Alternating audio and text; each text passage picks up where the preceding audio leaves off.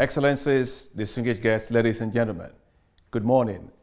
It is my great pleasure to address you at this very important forum organized by the Initiative for Global Development.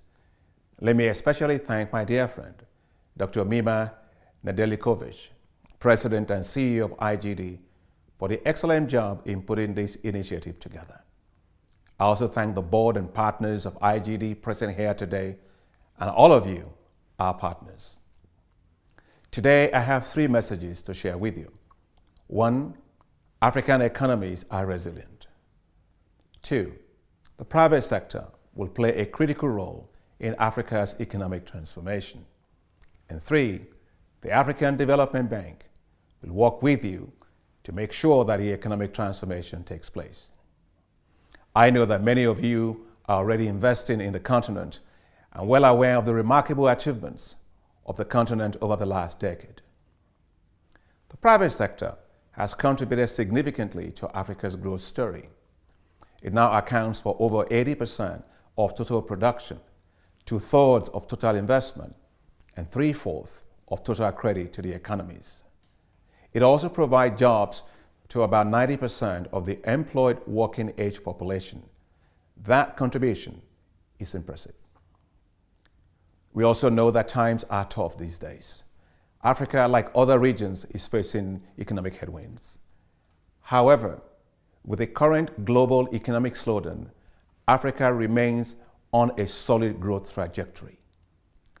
At the African Development Bank, we project that 19 countries will be growing at 3 to 5% this year.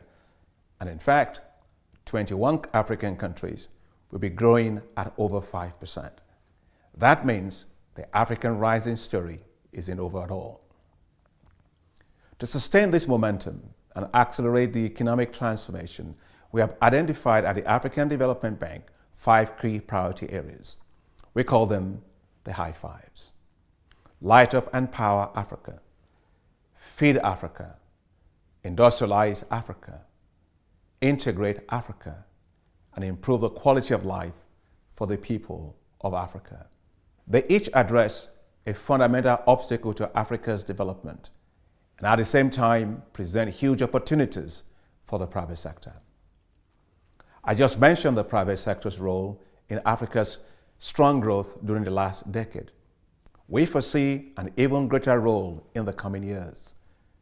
The high fives will require greater collaboration between the African Development Bank and other development partners, the governments, as well as the private sector. Let me expand a bit on each of the opportunities of the high fives. First, energy. Africa is simply tired of being in the dark. That's why we launched the Light Up and Power Africa to bring universal electricity access to Africa by 2025. It is unacceptable that 650 million people still live without electricity in Africa, despite the continent's abundant energy sources. Solar potential alone is well over 10 terawatts. Hydroelectricity potential is about 350 gigawatts. And when you talk about wind potential, that's about 110 gigawatts. And when you talk about geothermal potential, we're talking of another 15 gigawatts. To achieve universal access by 2025, innovative mechanisms are required to mobilize domestic and international capital. The bank will invest $12 billion of its own resources in the energy sector over the next 5 years. We expect that these resources will leverage an additional $45 to $50 billion in financing from the private sector, significantly increasing the level of investment towards this very important sector. The range of opportunities to be pursued covers the full spectrum of the energy sector, both on-grid, especially in the forms of IPPs, where the bulk of private sector investment is concentrated, on the distribution and transmission side, also looking at off-grid, mini-grid, and solar home systems, such as the now very successful M-Kopa pay-as-you-go system in Kenya. By 2025, we aim together with our partners to increase on-grid generation to 160 gigawatts of new capacity. and to achieve 130 million connections of people to the grid and 75 million people connected through off-grid systems. In addition, there is a large market opportunity to develop and deliver clean cooking solutions in the form of improved cook stoves and fuel to displace unhealthy and polluting traditional biomass sources that are currently being used. We aim to increase access to clean cooking energy for around 130 million households. And for me, this is particularly important because today Africa loses 600,000 people.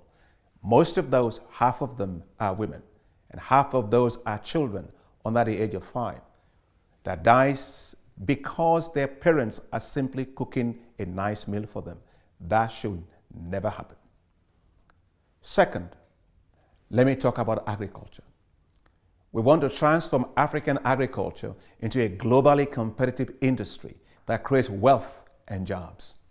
Through the Feed Africa initiative, the bank intends to invest $24 billion over the next 10 years in Africa's agricultural sector. This will represent 400% increase in our investments in the agricultural sector. Our goal is to support agriculture as a business in Africa and together turn Africa into a global powerhouse in food and agriculture. However, private sector capital is critically needed to achieve large-scale dissemination of productivity-increasing technology and inputs and the mobilization of investments needed to drive long-term sustainable agribusinesses. There are numerous opportunities for private sector investment and co-financing.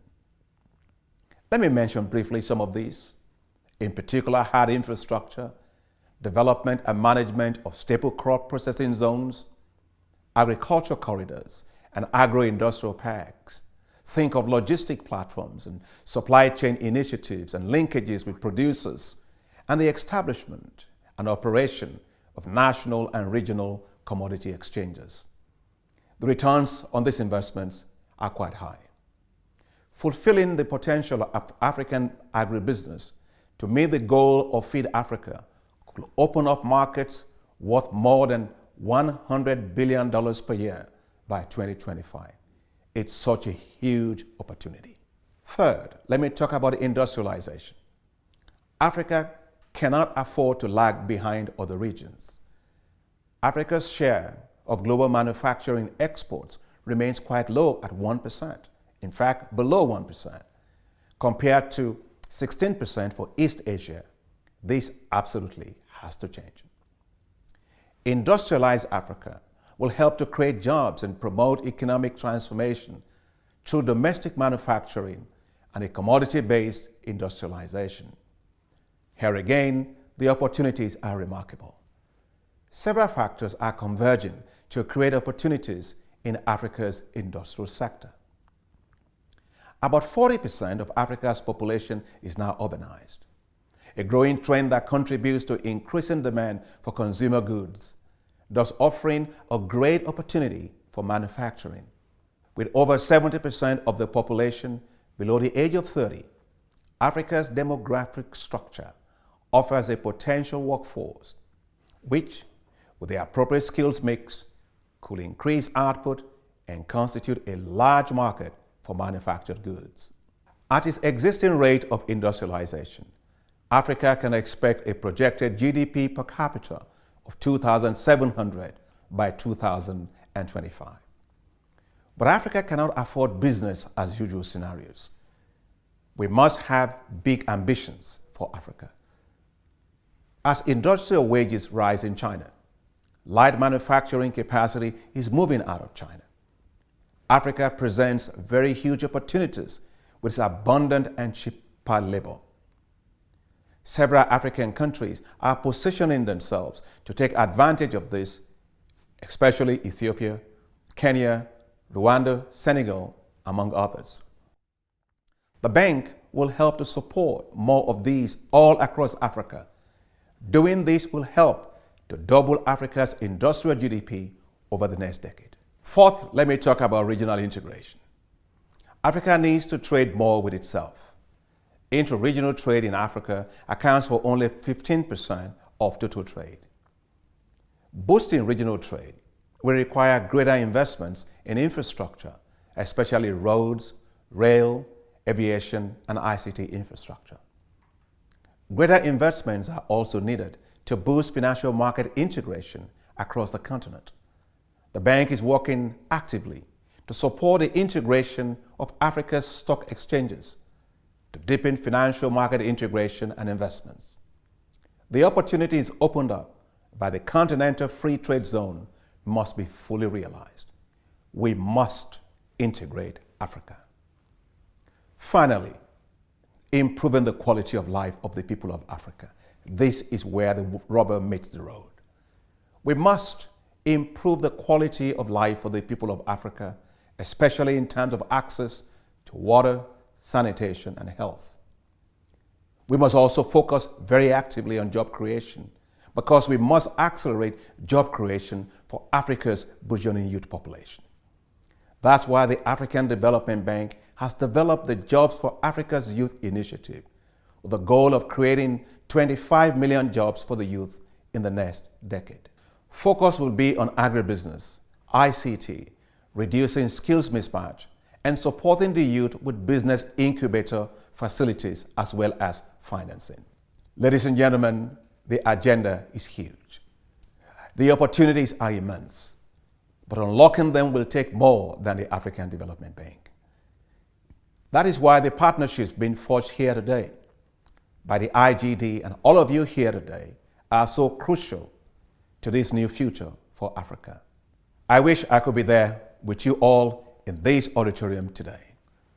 I can feel already the energy and the excitement in the room. Several of my vice presidents and senior bank staff are there, right there with you at these meetings. They are there to listen and to develop strong partnerships. Together, let us light up and power Africa.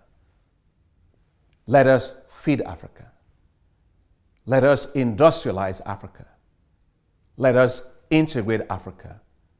And let us improve the quality of the life for the people of Africa.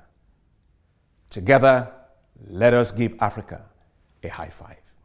Thank you very much. We look forward to working with you, and I thank you for your attention.